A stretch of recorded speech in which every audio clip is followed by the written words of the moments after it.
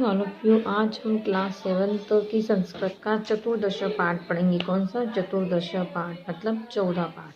क्या है? बालकः ध्रुव है। ओके, जो ध्रुव बालक था, है ना, सबने कहानी पढ़ी है कि जो ध्रुव नाम का बालक था वो कौन था और कैसे प्रसिद्ध हुआ।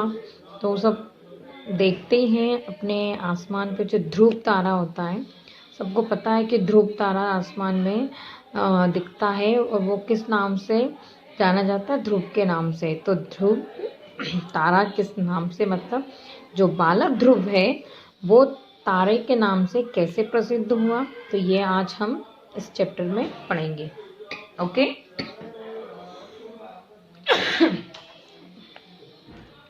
तो स्टार्ट करते हैं। प्राचीन काले एकः नृपः आसीत्। ओके, प्राचीन काले एकः नृपः आसीत्। प्राचीन काल में एक कौन था? नृप मतलब राजा। तो कौन था? एक राजा था।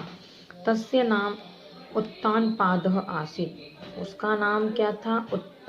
उत्तानपाद। क्या था उसका नाम? उत्तानपाद। ओके, तस्य धर्मपत्नी सुनीति रूपवती गुणवती पतिव्रता च आसीत्।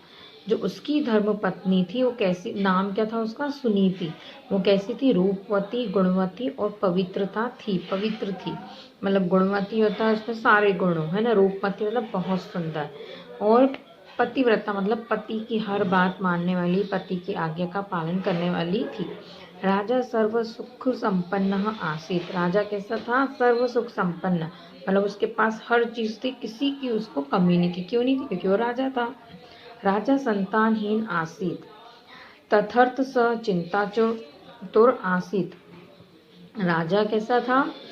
मतलब राजा संतानहीन था, उसके लिए वह क्या था? चिंतित था। सुनीति तस्मै द्वितीय विवाह कर्तुं कथयत्, परंतु सह सहमत न अभवत्। जो उसकी वाइफ थी सुनीति, उसको क्या बोलती थी कि आप क्या कर लो, दूसरा विवाह कर लो, या दूसरा विवाह क्यों नहीं कर लेते। सुनीति बारंबारम आग्रहम अकरोत्। जो सुनीति थी वो क्या करती थी? बार बार उसको जिद करने लगी कि आप क्या कर लो, दूसरा विवाह कर लो। तस्य विशेषाग्रहेण राजा द्वितीयं विवाहम अकरोत्। तब वो जब जिद करने लगी तो उसकी विशेष प्रकार की, मतलब उसने जो जिद की तो उसकी जिद के लिए राजा ने क्या किया? दूसरा विवाह कर लिया। तस्य द्वितीय पत्नी स्वरुचि रूपवती परम कुटिल हृदया आसीत्। जब उसने दूसरा विवाह किया तो उसकी जो दूसरी पत्नी थी, क्या नाम था उसका? सुरुचि। क्या नाम था? सुरुचि। तो कैसी? रूपवती तो थी, सुंदर तो थी, लेकिन कैसी थी?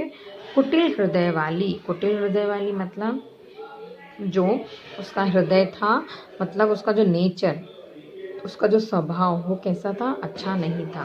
ओके, तस्य एकः पुत्र अभवत्। उसको क्या हुआ? एक पुत्र हुआ। राजा तस्य नाम उत्तम अकरोत्। राजा ने उसका नाम क्या रखा? उत्तम। क्या रखा? उत्तम। कालांतरे सुनीति अपि एकम पुत्रम अजनयत्, तस्य नाम ध्रुव आसीत्। जब उसको जो उसकी दूसरी पत्नी थी उसको पुत्र हुआ, ठीक है, उसके कुछ समय बीतने के बाद जो सुनीति थी उसको भी क्या हुआ? एक पुत्र हुआ, और उसका नाम क्या रखा गया? ध्रुव। क्या रखा गया? ध्रुव नाम रखा गया। ओके, उसके बाद एकदा नृपः स्वकक्षे उपविष्टः आसीत्, उत्तम च अंके कृत्वा अलालयत्। क्या हुआ? उसने एकदा, तो एक बार राजा ने अपने कमरे में बैठे हुए थे, राजा जो थे उनके कमरे में क्या थे? बैठे हुए थे। तो उत्तम की गोद से लेकर खिला रहे थे। किसको? उत्तम, जो उनका पुत्र था, दूसरी वाइफ का जो पुत्र था उत्तम, उसको गोदी में बिठा के क्या कर रहे थे? खिला रहे थे। तदानीम् एव 5 वर्षीय बालकः ध्रुव तत्रागच्छत्। उस समय ही जो 5 वर्ष का बालक ध्रुव वहाँ आया। मतलब जो बालक था ध्रुव वो कितने साल का था, 5 वर्ष का। तो वह कहाँ, उस रूम में आ गया। सह अपि नृपस्य अंके उपवेशनाय अवाक्षत तदा त्रटोपविष्टा माता सुरुचि ध्रुवम अवदत् त्वं राजके उपवेशनाय योग्य न असि। क्या होता है कि जो 5 वर्ष का जो उसका पुत्र ध्रुव था वो क्या हुआ, आया, और वह भी क्या करने लगा कि गोद में बैठने को वो भी उसकी इच्छा हुई। वह भी क्या चाहता था कि मेरे पुत्र मुझे भी गोद में बैठाए, वह भी चाहने लगा। तब वहाँ बैठी जो उसकी सौतेली माँ थी उसको पसंद नहीं आया, और ध्रुव से क्या बोलती है वो कि तुम राजा की गोद में बैठने योग्य नहीं हो। क्या बोलती कि तुम राजा के गोद में बैठने योग्य नहीं हो। यदा मम कुक्षो जन्म ग्रहीष्यसि तदा राजन के उपवेशने योग्य भविष्यसि। क्या बोलती है कि तुम बैठने योग्य नहीं है, जब मेरी कोख में जन्म लोगे तब क्या करोगे, राजा की गोद में बैठने के योग्य बन जाओगे। क्या बोलती है उसकी सौतेली माँ, ऐसा बोलती है। ओके। तेन अपमानितः ध्रुव स्वमात्रं प्रति आगच्छत। क्या हुआ, तो उससे, है ना, जब वो ऐसा बोलती है तो उससे अपमानित ध्रुव कहाँ चला जाता है, अपनी माता के पास, है ना, चला जाता है। स सर्व वृत्तांत स्वमात्रम अकथयत अप्रक्षत च किम राजसिंहासनात् अपि उच्च स्थानम अहम तदेव प्राप्तुम प्रयत्न करिष्यामि। क्या बोलती है, जब वो उसका पुत्र उसके कमरे से चला जाता है, ठीक है, और उसकी माँ के पास जाता है, तो उसकी माँ के पास जाके वो क्या करता है, सारी जो बात जो उसकी माँ बोलती, सौतेली माँ, वो उसको क्या करता है, उसकी माँ को बता देता है। तो और क्या बोलता है कि क्या राज सिंहासन से भी ऊंचा स्थान है। तो कौन बोलता है, जब वो उसकी माता के पास जाता है, उसकी माता को सब चीज़ बताता है, तो उसकी माँ उससे क्या बोलती है कि क्या राज सिंहासन से भी ऊंचा स्थान है, मैं वही प्राप्त करने का प्रयत्न करूँगा। जब उसकी माँ से वो बोलता है तो उसका पुत्र ये पूछता उसकी माँ से कि क्या माँ, राज सिंहासन से भी ऊंचा कोई स्थान है, तो मैं वही मैं प्राप्त करने का क्या करूँगा, प्रयत्न करूँगा। इदं श्रुत्वा माता चकिता अभवत्। सा अवदत्, हे पुत्र, भगवान एव तत् स्थानं दातुं समर्थः, अतः त्वं तमेव भजः। जब उसकी माँ उसका ये वचन सुनती है तो वह क्या हो जाती है, उसकी माँ चकित हो जाती है, यह सुनकर क्या आश्चर्य हो जाती है, और वह बोलती है, हे पुत्र, भगवान ही वह स्थान देने में समर्थ हैं। मतलब जो करेंगे आप भगवान ही करेंगे, इसलिए तुम क्या करो, उन्हें ही भजो, उनकी ही क्या करो, पूजा करो। ओके। फिर उसके बाद वो बोलती है, मातु आज्ञाया ध्रुव वनम अगच्छत। माता की आज्ञा से ध्रुव कहाँ चला गया, वन को चला गया। तत्र मार्गे तम नारद अमिलत। वहाँ रास्ते में उसको कौन मिलते हैं, नारद मुनि। ठीक है, नारद मुनि मिलते हैं।